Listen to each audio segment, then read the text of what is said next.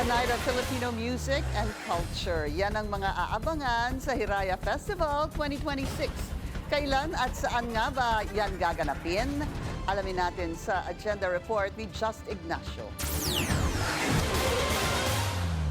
Sa kauna-unahang pagkakataon, gaganapin ang Hiraya Night Sky Festival sa Clark Global City, Pampanga ngayong darating na weekend, January 17 at 18, 2026. Layunin ng piyestang ito na ilunsad ang isang bagong taunang pagdiriwang na nakatuon sa pagpapahalaga sa musikang Pilipino, sining at mga kakaibang karanasan sa ilalim ng kalangitan. Hiraya Music Fest is a festival that we aim for.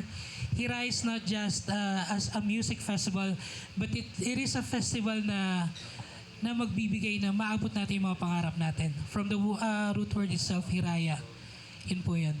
Aspiration, hope, and dreams. Magsisimula ang mga activities kung saan maaaring makilahok ang mga bisita sa aviation and motorsport exhibitions, pati na rin sa iba't ibang interactive booths. Tampok din sa mga daytime activities ang hot air balloon activities, paramotor flights at isang curated food park na bukas para sa lahat ng mga dadalo sa festival.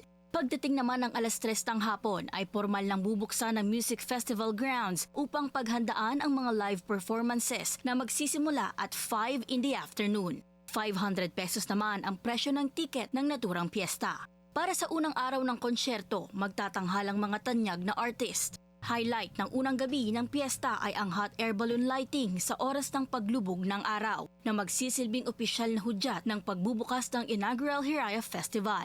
Magtatapos naman ang gabi sa pamamagitan ng isang magarbo at makulay na drone light show kasabay ng fireworks display. Para sa agenda, Just Ignacio, Billionaire News Channel.